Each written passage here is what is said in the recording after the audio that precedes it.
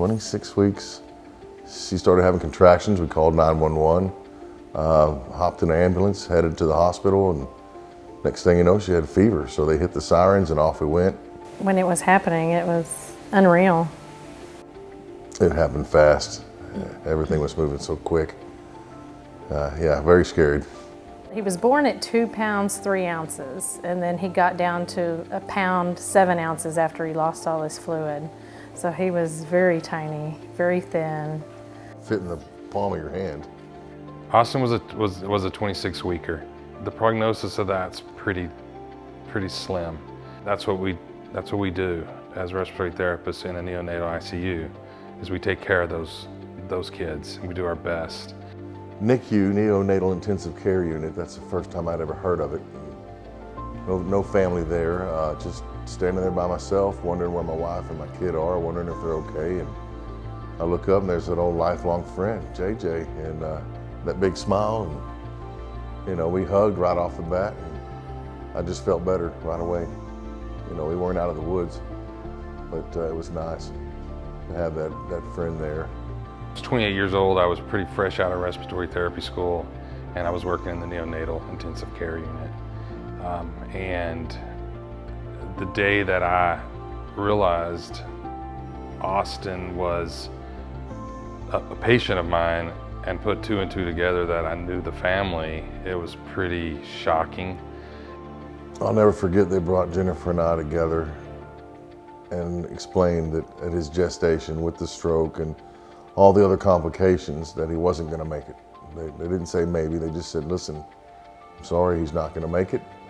We can give you guys an hour to spend with him, and if you'll sign the consent form, we'll take him off life support. And I remember, because I remember saying no without even looking at you and asking you. I just said, no, I'm not going to sign anything. You guys do what you can, let God do the rest, and we'll have plenty of prayers for him. With Austin, I remember putting him on the high-frequency oscillator and making eye contact with his dad at the same time across the room. I had a job to do, but I wanted them to realize I was doing everything I could to help. Everything is looking like if he does survive, he's going to have a very poor quality of life.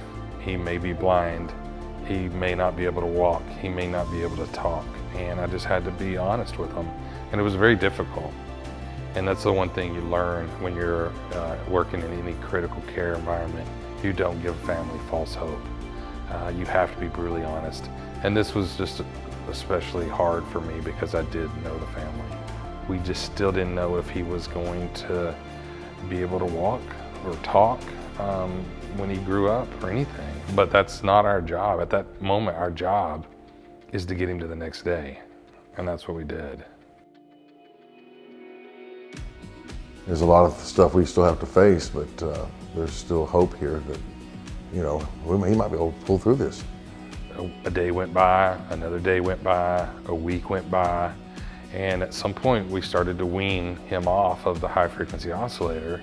With the oscillator, we were able to protect his lungs to where he didn't require that much oxygen. So we were able to use lower levels of oxygen while he was on this machine, which probably saved his eyes, saved him from being blind. So not only were we protecting his lungs, we were protecting a lot of other things as well. That's what this technology does. So I think we were in the hospital at NICU for almost 4 months. And the day finally came, we get to come home. And what a proud day, excited. I went and washed the car and got everything ready, and we put him in the car and buckled him up, and we must have drove 40 miles an hour the whole way down the highway with flashers on. We've been waiting 4 months for him to come home. Very exciting. After what we went through, the next 20 years was kind of easy. He was no different than anybody else. He has 2 younger brothers, and they fight and wrestle still today. The next 20 years was just living.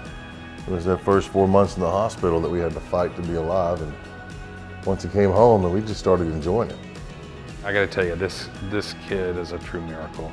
To see him today, to me, every time I see him and we cross paths every now and then, it touches me because I remember those days where We didn't know if he was going to make it to the next hour, but to see him thrive the way he has, it truly is. There were a lot of prayers involved and a lot of hard work, and I think the outcome turned out pretty good. Me growing up in Duncanville, despite me having a disability, my parents really didn't look at it that way. They always treated me like any other kid. Whenever like our neighbors were out in the cul-de-sac playing, I would always be out there. Whether it would be in a wheelchair or on my walker, I would just be playing with my brothers and my neighbors, having a good time, laughing and enjoying life. I've flown airplanes. I've played wheelchair basketball. That was really fun. That was probably one of my biggest milestones that I never thought that I could be able to do. 2 years ago, I was at the high school graduation, and I look up and I see Austin crossing the stage, and I couldn't believe it. And so I touched base with him when he was about 10, and then I saw him again when he was about 18. I was there for my stepson, but I was videoing Austin crossing the stage, and I had tears in my eyes because it was an accomplishment I never expected to happen. Graduating from high school really meant a lot to me because it opened a whole lot of new doors in my life. You know, me experiencing college, working for the first time in a few years. I want to become a special education teacher. I think that would be really, really exciting for a disabled teacher to, you know, help other disabled kids get further in their lives, both in school and kind of like motivate them to do more outside of school. We're so thankful for Valure's technology and of course JJ, our respiratory therapist. These are two of the main components that are the reason he's alive today. Without the help of my respiratory therapist JJ, along with that machine, I don't know how much longer I would have survived. I just want to thank him for saving my life.